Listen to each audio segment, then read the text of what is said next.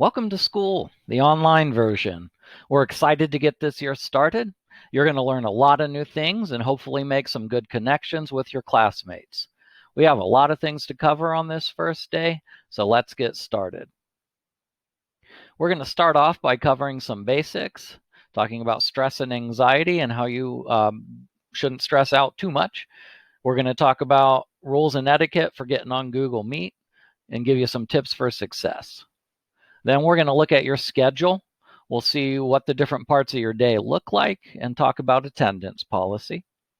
And finally, when all that's done, it's time for you to get to work in a little scavenger hunt activity where you're going to learn how to use some of the basic things that are in Canvas. First up, stress, anxiety. Don't worry. The last thing your teachers want you to feel is stress or anxiety. At some point, you're not going to know what you're doing. At some point, the technology is not going to work for you. Don't worry. We're here to help and support you. We're not here to give you a hard time. If things ever become too much, take a deep breath, walk away for a minute and get some fresh air, then return and try again. Your teachers are going to have to do some of that themselves. Trust me, got to be resilient. If you are ever feeling lost or confused, reach out to your teachers. We're here to help. We want to hear from you. Google Meet etiquette and tips for success. A few times a week, you're going to be on Google Meet, going to math, language arts, social studies, science, and it'll be important you behave in the proper way on there. So Google Meet is our virtual classroom. Same behavior we expect from you in the classroom, we expect from you on Google Meet. Log into Google Meet from a place that's distraction-free and quiet. Please keep your microphone and audio on mute until you are supposed to speak. This will help to limit background noise. It gets kind of distracting when people's microphones are picking up noise and it's showing up in our meetings all the time. When you have a question, type it in the text box and wait for your teacher to call on you. When you have something to contribute to what is being said, but it is not your turn, use the chat feature in the right-hand corner. That's basically the same thing as the text box. Please use the chat feature for class discussion only.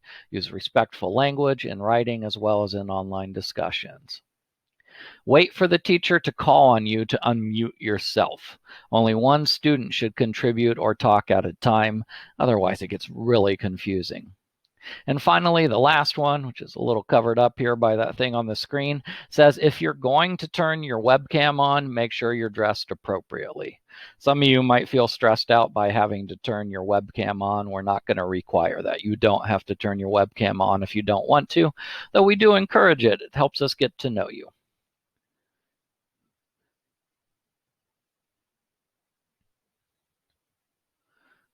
All right. Oops, we'll back up here a second. A few tips for success during virtual learning. Be prepared. Just like in any class in school, it's important to have all your materials ready to go.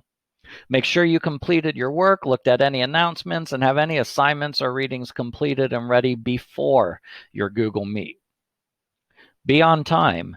It's a good idea to be a few minutes early so you can test the link in advance and make sure your system is working correctly. Once the meeting gets going, the teacher may not be able to get to the waiting room to let you in if you're late. Set an alarm if you have difficulty remembering when sessions are scheduled.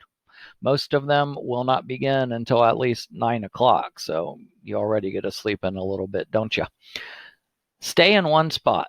Resist the urge to take your class to the kitchen or outside. It's distracting to your classmates and teacher to see you wandering around during class.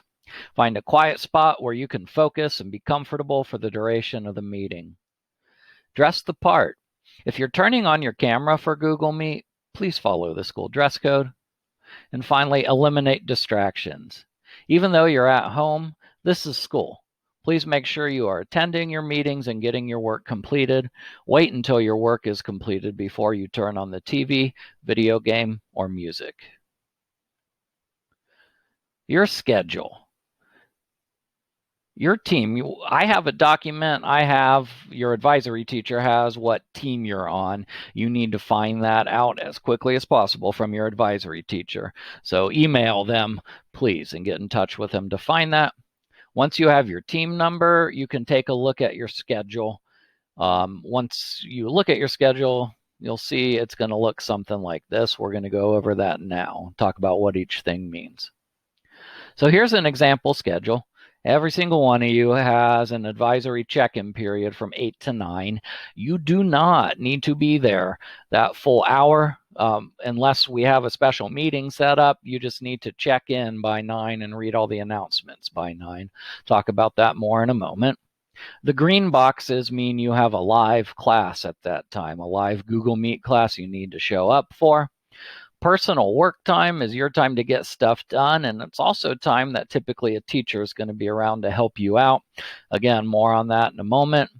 And you'll notice Friday there are no live classes. Let's dig in a little more. Advisory. When you're at school, advisory is a time for you to get organized for the day and get ready for classes, get help from teachers, and listen to announcements about what is happening at school.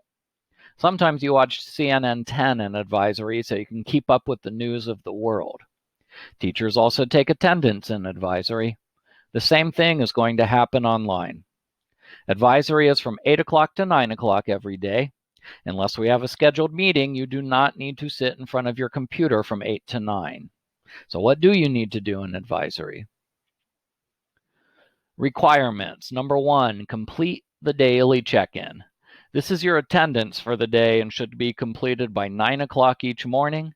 You will also tell your teachers a little about how you are doing in your classes and whether you need help in anything when you complete that form.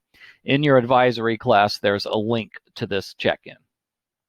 Number 2, read the announcements and get ready for your classes. A lot of you have a class right after advisory, so get ready. Optional but encouraged things you can do during advisory time. Seek help from your teachers. We will be available during that 8 to 9 o'clock time. So communicate with us by email if you need help on something. And if we offer you a small group help session during advisory, like, I don't know, time to get ready for a test or help on projects or whatever, make sure you attend if you're invited. Finally, watch CNN 10. As you've probably noticed, there's a lot going on in the world right now, and you should be keeping up with that. You never know when there will be a class discussion, project, or reading that references what is happening in the world right now. CNN can help you stay informed on that. Besides, I'm sure you'll miss Carl Zeus up there. Live classes. So that green box on your schedule means you have a live class with your teacher at that time. Again, make sure you're there early, and you're following the etiquette we talked about earlier. Personal work time. During personal work time periods, you should be working on assignments for your classes. If you have questions during this time, either email the teacher or write down the question and bring it to your next class session. Teachers will often be teaching a live class with other students while you have your personal work time, but we will respond to any student questions as soon as we can. It is okay if you do your work in the evenings or at other times, like over the weekend, anytime that's not in that schedule that we listed for you. But for your own benefit, you really should set a personal work time schedule and stick to it. And again, those green live classes, you need to be at those. Friday flex days. In order for teachers to provide time outside of the normal school day hours to work with students and families as needed, Fridays will be used as a flexible schedule day. You will not have any live class time with teachers. We will use Fridays to follow up with students who may have questions or still need to complete weekly work. So you can email us, reach out to us on Friday. You might not hear back as quickly as you would on Monday through Thursday, but please, if you've got questions on Friday, let us know. If you have any questions about your schedule, please get in touch with your advisory teacher. One more quick note, and then we're going to take a break here. The attendance policy. I'm not going to read through this whole thing, but just you have access to this in the Canvas student handbook.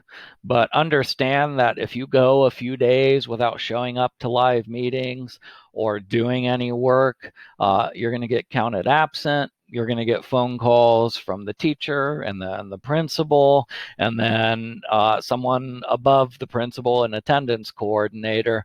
You need to be doing your work. You need to be turning it in on time. You need to be showing up for meetings. Otherwise, you're going to get counted absent, and that's not good. So read through that and let me know if you have any questions.